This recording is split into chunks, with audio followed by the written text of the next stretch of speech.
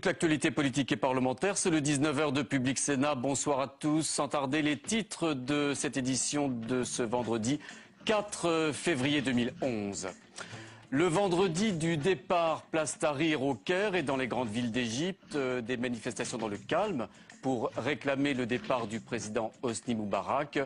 L'Iran appelle aujourd'hui à l'instauration d'un régime islamique en Égypte.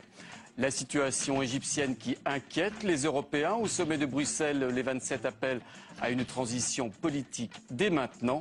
Mais Paris et Berlin demandent à l'occasion de ce sommet de nouvelles règles de gouvernance économique. Paris et Tunis qui reprennent le dialogue après la révolution du jasmin. Dans cette édition, un entretien avec le nouveau ministre des Affaires étrangères tunisien. Il était aujourd'hui en visite à Paris. C'est donc dans le calme que des dizaines de milliers d'Égyptiens réunis place Tahrir au Caire ont réclamé une fois encore le départ immédiat du président Hosni Moubarak. La place avait été bouclée, l'armée avait empêché les partisans du pouvoir de pénétrer sur les lieux où pour la première fois un haut responsable du régime, le ministre de la Défense, s'est rendu sur place. Ce soir, Hosni Moubarak est toujours en place. Aurélien Romano. Paris réussi pour la révolution égyptienne. Des dizaines de milliers de personnes crient leur dégoût contre Hosni Moubarak sur la place Tahrir. En arabe, Tahrir signifie libération, un lieu symbolique et stratégique au centre du Caire. Hier, les pro-Moubarak arrivaient par les ponts presque jusqu'à la place. Aujourd'hui, les anti-Moubarak sont protégés par l'armée qui contrôle l'accès au secteur.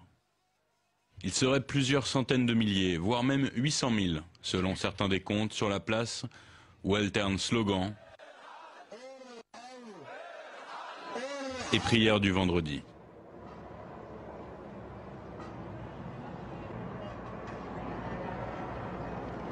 Ceux qui y campent depuis 10 jours et qui ont dû la défendre hier reçoivent des vivres et des soins.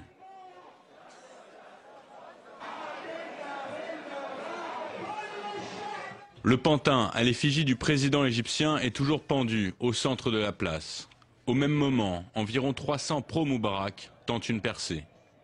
Ils sont rapidement stoppés par l'armée, présente en nombre. D'autres sont repoussés sur le pont.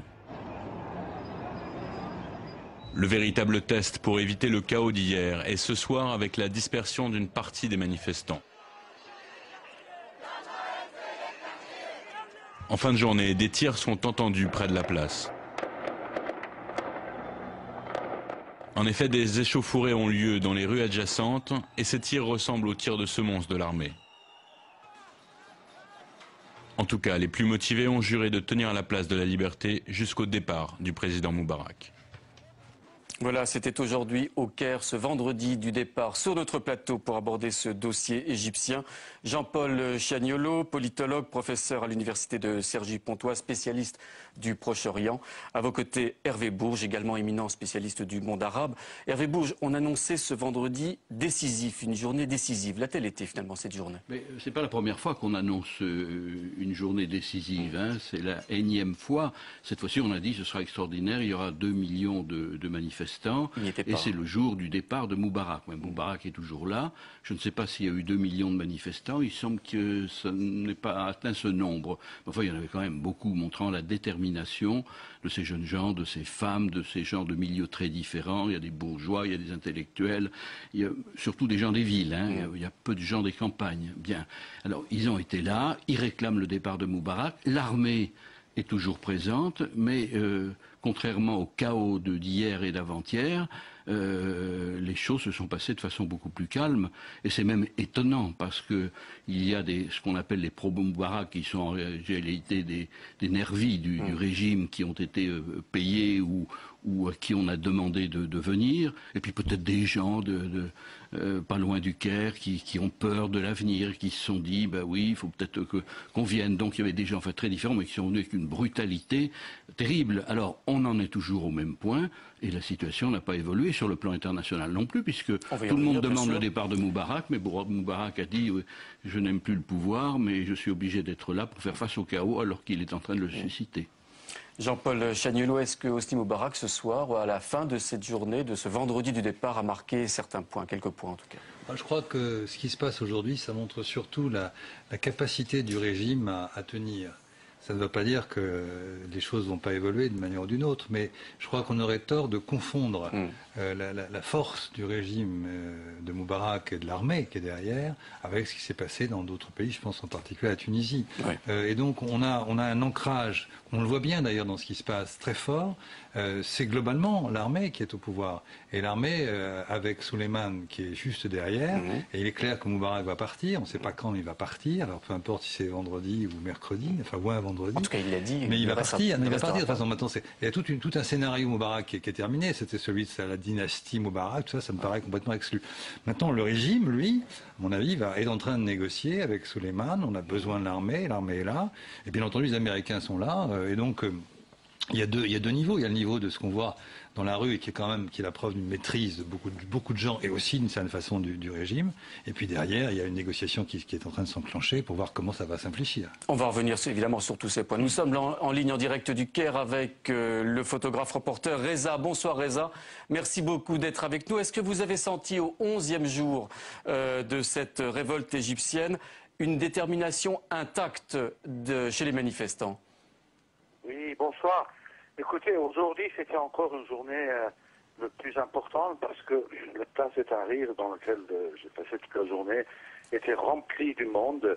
Et ce monde qui est de tout horizon, qui vient de partout du Caire, ils sont encore là. Ils continuent à rester. Il y a une vraie détermination de rester jusqu'à la fin. Il y a même un moment où une fausse alerte était donnée que Moubarak est parti et vous deviez être là pour voir combien cette place a explosé de joie. C'était une scène incroyable de voir que tous les Égyptiens, femmes et hommes qui se trouvaient, ils ont commencé à s'embrasser, de se mettre l'un dans le bras de l'autre. Il y a donc des rumeurs qui circulent dans ces foules. Jusqu'à le départ de Moubarak. Oui. Vous avez suivi nombre de conflits, de soulèvements à travers le monde, Reza. Qu'est-ce qui caractérise aujourd'hui ce soulèvement du peuple égyptien ? En réalité, c'est ce qui est incroyable pour moi, c'est le côté des manifestants, c'est leur calme et leur détermination et le fait qu'ils n'ont pas peur. Ils disent qu'ils sont prêts à mourir. Or, dans les autres endroits, moi j'ai vu dans les autres pays, quand il y avait un moment de force, comme c'était le cas il y a depuis 2 jours, où ces groupes soi-disant pro-Moubarak, mais qu'une grande partie c'était des officiers ou des gens de police ou d'autres qui étaient habillés en civil, ils ont attaqué avec beaucoup de je dirais, appui, mais finalement ces gens-là ils ont résisté et ils continuent à résister et c'est leur calme et leur détermination qui est très différente des autres que j'ai vus. Vous avez pu circuler, j'allais dire, au-delà de cette désormais fameuse place Tahrir du Caire, voir dans d'autres quartiers de la capitale comment les choses se passaient, voire en dehors de la capitale, le Caire. En dehors de la capitale, non, mais hier, toute la journée, justement, j'ai fait un tour de Giza, de voir les pyramides, de Saqqara, parce qu'il y avait aussi des rumeurs qu'il y a des pillages énormes qui se passent autour de... Ça m'intéressait de voir dans la ville est complètement une grande partie de la ville est complètement fermée, sauf quand vous sortez un peu autour de la ville, dans les banlieues, la vie normale continue, mais il y a une vraie tension qu'on le sent partout. Par contre, ce qui est important aujourd'hui, et ça je sais par des témoins qui étaient sur place, c'est que ce soulèvement, ça suit pas seulement au Caire, à Alexandrie, mais aussi dans toutes les autres villes. Il y a même ceux qui n'étaient pas depuis quelque temps, aujourd'hui c'était le jour où, après la prière de vendredi, toutes les villes, ils ont commencé à rassembler des gens, mais qui disent eux aussi, ils ont leur place Tahrir dans chaque ville, et ils commencent à rester. Donc là, on va vers une vraie éclatement de ce mouvement dans toutes les villes du pays. Merci beaucoup Reza d'avoir été avec nous en direct ce soir. Merci de votre témoignage. Hervé Bourges, Reza parlait de l'armée qui avait bouclé cette place Tahrir aujourd'hui, filtré en tout cas l'ensemble des participants qui étaient venus manifester. Quel rôle aujourd'hui joue l'armée proche du pouvoir sur cet échiquier égyptien? Elle joue un rôle essentiel, c'est bien évident. Alors on va voir ce que vont faire ces chefs. En tout cas, ils n'ont pas utilisé cette armée contre le peuple qui manifestait. Et je dirais c'est d'autant plus intelligent que c'est aussi une armée de conscrits, de jeunes Égyptiens qui n'ont sans doute pas envie de tirer sur leur père, sur leur fils ou sur leurs frères. Et cette armée est une armée tampon pour le moment. Alors c'est une armée qui est depuis 30 ans en place en Égypte, qui joue un rôle important. C'est elle qui dirige au travers de ses chefs successifs qui ont tous été des généraux, des militaires. Et aujourd'hui, elle va jouer un rôle essentiel. Alors est-ce que Soleiman va jouer ce rôle? Est-ce que si Moubarak s'en va très rapidement, c'est Soleiman qui va pouvoir assumer la transition? Je voudrais qu'au niveau constitutionnel, il faudrait qu'il propose tout de suite une réforme constitutionnelle, parce que au niveau constitutionnel, c'est peut-être un peu bête de parler de constitution quand on voit les événements, mais c'est le président de l'Assemblée qui normalement succède au chef de l'État qui est empêché. Donc il faudrait qu'il prenne des décisions, mais il va jouer un rôle important. Et puis ça se négocie actuellement, bien évidemment, avec les Américains. Les Israéliens regardent ça avec une attention considérable, comme vous pouvez l'imaginer. Et il y aura de toute façon des perdants. Alors je pense que l'armée va jouer un rôle. Maintenant, il faut voir ce que les forces démocratiques qui existent aujourd'hui, qui sont sur le terrain, vont continuer de faire. Ce sont de nouvelles forces. Ce sont les forces de Facebook, d'Internet, du portable, et aussi d'Al Jazeera, la chaîne du Qatar qui fournit des images que les gens voient, et donc on ne peut pas censurer. Avec beaucoup de difficultés. Tout ça, mais avec beaucoup de difficultés, mais on ne peut pas censurer. Et puis, il faut voir aussi ce que représente à l'intérieur du pays les masses paysannes, derrière qui elles sont, ce qu'elles vont faire. Vous savez, il y a une phrase qui était quand même assez terrible l'autre jour, c'est que les gens, pro-Moubarak, disaient « il y a 10 millions d'opposants au président ». Mais il y a 70 millions qui sont avec lui. Bon, c'est faux, bien évidemment, c'est de la propagande, mais on ne sait pas ce que pensent les gens qui sont à l'intérieur du pays. Jean-Paul Chagnollo, qui aujourd'hui est susceptible d'assurer cette transition démocratique? Il y a beaucoup de news qui circulent. Au début des événements, on a vu arriver Mohamed El Baradei, par exemple, sur le sol égyptien. Aujourd'hui, on ne peut pas dire qu'il existe vraiment sur cet échiquier politique et pour les semaines qui se préparent. Vous savez, on est dans une situation qui est assez classique dans le monde arabe finalement. C'est-à-dire on a un État et on a une société. Et les acteurs de l'État ne sont pas ceux de la société et réciproquement, puisque ce ne sont pas des systèmes représentatifs. Donc l'acteur majeur de l'État, c'est bien entendu l'armée. C'est l'armée qui a pris le pouvoir, qui a renversé une monarchie dans les années 50, Nasser lui-même, enfin bon, on connaît tout ça. Et aujourd'hui, c'est la suite. On voit bien comment ça s'est passé avec Soleiman. Alors, il jouera un rôle ou pas, on verra. Mais en tout cas, c'est l'armée. Ça, c'est l'État. Mais si on prend la société, qu'est-ce que c'est que la société aujourd'hui? Il y a des forces, disons, laïques, des forces de gauche.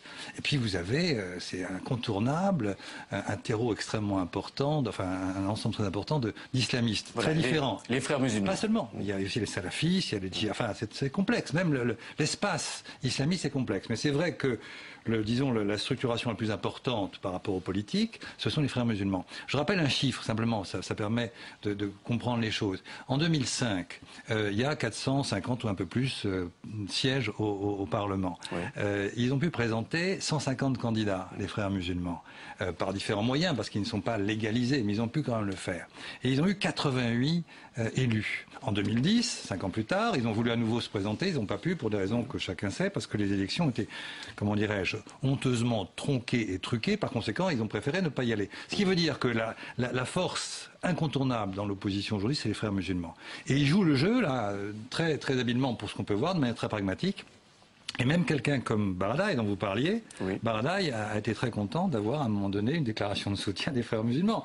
Alors après, dans les frères musulmans, vous avez des courants différents. Juste par les frères musulmans et pas plus en Égypte. Parce qu'Al-Baradei, il est connu à l'étranger, mais pas en Égypte. Voilà, donc je crois qu'on a vraiment, pour résumer ce que je veux dire, deux acteurs, un de la société et un de l'État. Alors Hervé Bourges, sur ce même plateau il y a une semaine, vous évoquiez un nom, celui de Ammar Moussa, le populaire secrétaire général de la Ligue arabe. Il était présent aujourd'hui dans les cortèges. Alors qui est cet homme? Pourquoi est-il populaire aujourd'hui en Égypte? Et pourrait-il, dans les semaines, dans les jours à venir, trouver sa voie dans cette transition Je crois qu'il ne faut pas seulement s'appuyer sur un homme, mais c'est vrai que j'avais donné son nom il y a une semaine, parce qu'il est populaire, parce que il a été écarté par le président Moubarak Pape comme ministre des Affaires étrangères, envoyé à la Ligue arabe dont il est le secrétaire général. C'est un homme de grande qualité, qui jouit d'une grande popularité en Égypte, qui a pris ses distances vis-à-vis des Américains et vis-à-vis d'Israël, avec des mots assez durs d'ailleurs sur la politique américaine, mais déjà avant de Bush, et puis la politique israélienne depuis longtemps, et qui pourrait peut-être jouer un rôle. Alors là, bien évidemment, si l'armée n'en veut pas, il n'a aucune chance, oui. C'est bien évident. Mais c'est un monsieur de qualité, et c'est un monsieur qui est populaire, ce que n'est pas Baradaï. Jean-Paul Chaniolo. Oui, je crois qu'on est dans cette configuration. On a des personnages qui sont très connus ici en Occident. Je pense à Baradaï. Mir Moussa, lui est connu, ancien, vous l'avez très bien dit, c'est très connu en Égypte et très populaire. Mais en même temps, c'est des gens qui n'ont pas beaucoup de base populaire. C'est le moins qu'on puisse dire. Baradaï, il n'en a aucune, et lui non plus. Donc il faut imaginer, et c'est ce qui se trame en ce moment, je pense, des compromis dans lesquels tel ou tel personnage pourra jouer un rôle, mais il jouera un rôle dans une configuration politique qui, d'une certaine manière, lui échappe forcément, parce que justement, il n'est pas leader d'un parti politique. Allez, on continue ce débat dans quelques instants. Messieurs, l'onde de choc égyptienne et le mouvement de contestation qui a entraîné la chute également du président tunisien Ben Ali continue de se propager dans plusieurs pays arabes, du Maroc à la Jordanie, en passant par le Yémen. Les troubles se multiplient, les dirigeants prennent les devants. Jérôme Rabier. Au Yémen, les opposants défilent depuis une semaine pour demander le départ du président Ali Abdallah Saleh. Au pouvoir depuis 32 ans, il a promis de ne pas se représenter en 2013. Il a également affirmé que son fils ne serait pas candidat à sa succession. Des annonces qui n'ont pas calmé l'opposition, qui a rassemblé plus de 100 000 personnes hier dans les rues de la capitale, Sanaa. Comme le Yémen, d'autres pays arabes sont confrontés à des mouvements de révolte. En Jordanie, le roi Abdallah II a remplacé cette semaine son Premier ministre pour calmer la rue. Insuffisant pour l'opposition islamiste qui refuse cette nomination d'un proche du pouvoir. Elle a donc de nouveau manifesté aujourd'hui pour réclamer de véritables changements. Le voisin syrien est lui aussi sérieusement tensé. Des appels à manifester aujourd'hui et demain circulent sur Facebook, malgré le filtrage d'Internet dont le pays fait l'objet. Le président Bachar al-Assad, au pouvoir depuis l'an 2000, a succédé à son père dont le règne avait duré 30 ans. En réponse aux manifestants, il a promis des changements au niveau de l'État et des institutions. En Algérie, Abdelaziz Bouteflika lâche du lest suite aux manifestations violentes du début du mois. Il a annoncé la levée prochaine de l'état d'urgence en vigueur depuis 19 ans. Il a également promis l'ouverture des médias, des mesures qui n'ont pas empêché l'opposition d'appeler à une nouvelle manifestation le 12 février prochain. Elle est d'ores et déjà interdite par le pouvoir. Son homologue et voisin marocain Mohamed VI fait lui figure d'exception dans la région puisqu'il semble largement soutenu par la population, ce qui n'empêche pas le pouvoir de prévenir d'éventuels mécontentements. Le gouvernement a ainsi annoncé la semaine dernière de nouvelles subventions pour les produits de base. Voilà, la situation en Tunisie, en Égypte fait tache d'huile. Est-ce que c'est un phénomène salutaire, Jean-Paul Chaniolo? On voit bien que les États, que ce soit en Algérie, au Yémen, les lignes bougent en ce moment. À cause de la Tunisie, à cause de l'Égypte. Nous sommes en phase d'un processus historique qui est toute chose égale par ailleurs, comparable à la chute du mur de Berlin. Enfin, c'est-à-dire que c'est un système qui est en train de s'écrouler. Et ça, c'est formidable, parce qu'enfin, les démocraties vont pouvoir naître. Je ne sais pas dans quelles conditions, et ce ne sera peut-être pas pour tout de suite. Et puis, il faut dire un mot quand même sur les Européens. Dans cette affaire, les Européens sont complètement absents. Ils n'ont rien vu venir, et ils ne savent pas comment gérer cette affaire, alors que nous sommes historiquement extrêmement proches de ce monde. Donc c'est vraiment navrant. Puis un dernier mot pour faire bref, parce qu'on avait 2 minutes, donc j'en prends juste une, pour dire que quand on parle de ces différents régimes, il y a un mot qui est important, c'est le mot légitimité. Oui. Et en définitive, il y a 2 légitimités qui sont très particulières et qui font que peut-être ça se passerait différemment, c'est la légitimité monarchique. Vous avez parlé du Maroc, il est bien clair qu'il y a une légitimité du roi, même les opposants ne sont pas opposants au roi, enfin bon, et donc il y a une vraie solidité, alors qu'en Algérie, la légitimité, elle n'existe pas, il n'y a pas de légitimité, c'est l'armée qui est au pouvoir aussi, et Bouteflika est là, bon, mais je veux dire, c'est l'armée qui est au pouvoir, et c'est vrai qu'un des pays où il faudrait espérer que les verrous sautent, c'est bien l'Algérie, malheureusement, j'y crois pas trop, justement parce que je pense que l'armée est très puissante là-bas. Hervé Bouge, un mot sur cette contagion dans le monde arabe. Je ne parlerai pas de contagion, parce que la contagion c'est une maladie, et la démocratie c'est pas une maladie. Là, c'est une guérison.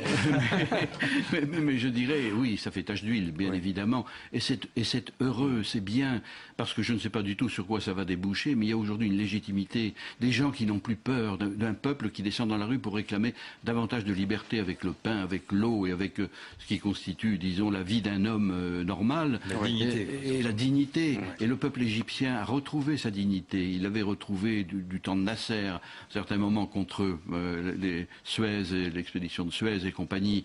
Et puis il a été ensuite tenu sous la férule des dictateurs. Et aujourd'hui, il retrouve cette dignité. Et je crois que ça continue. Et il va y avoir beaucoup de perdants. L'Europe d'abord, qui n'a pas su faire, et qui, on parle de Méditerranée, de l'Union Méditerranée. Vous voyez ce qu'il en est. Les États-Unis qui vont... Barack Obama est fidèle à ses idées, parce que finalement, il s'ouvre, si vous voulez, en disant il faut que la démocratie s'établisse. Il risque de perdre parce que les Israéliens vont lui faire payer cela sûrement. Et à la prochaine élection présidentielle, il risque...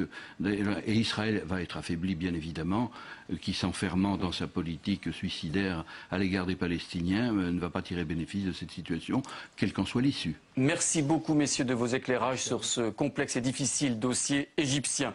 L'Égypte, en tout cas, semble sur la voie de la normalisation après la révolution de Jasmin et la fuite de l'ancien président Ben Ali. Pour la première fois aujourd'hui, Michel Alliot-Marie a reçu à Paris son homologue, ministre des Affaires étrangères.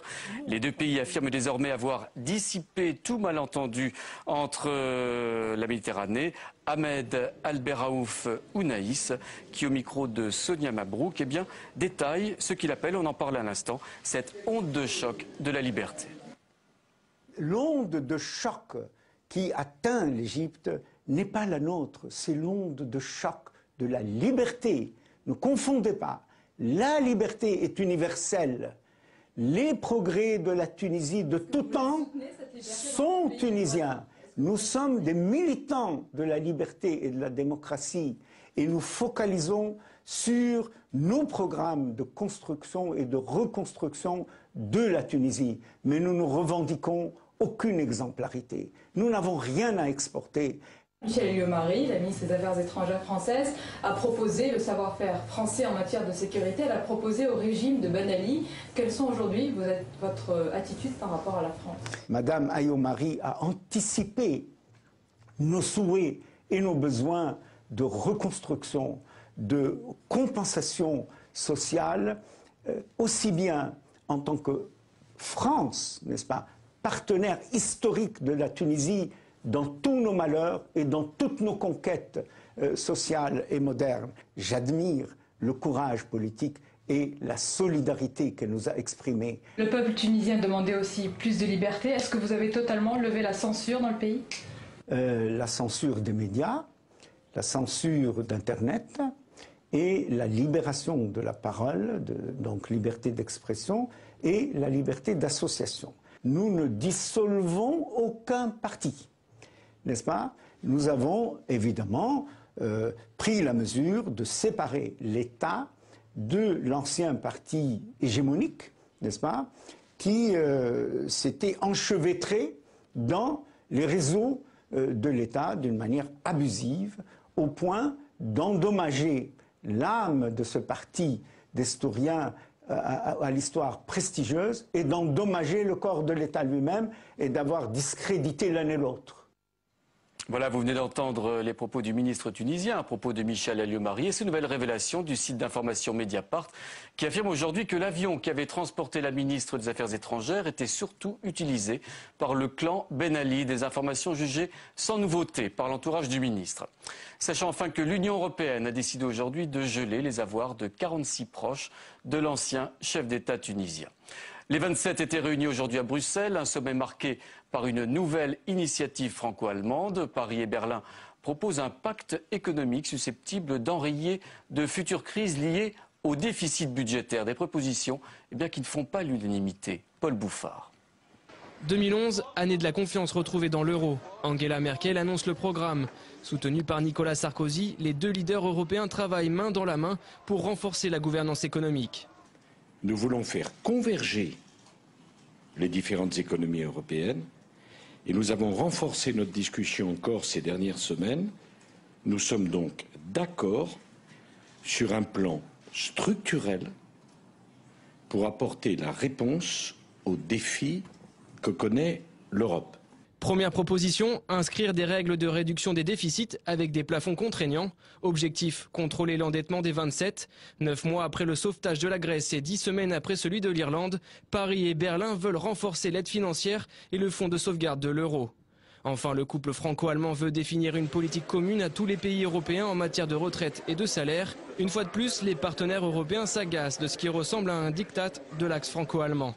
La Belgique s'insurge par la voix de son Premier ministre Yves Le Terme et n'acceptera pas que son modèle social soit détricoté. Une Europe forte, confiante dans sa zone euro, les dirigeants européens se réuniront pour en débattre le 25 mars lors du prochain Conseil européen.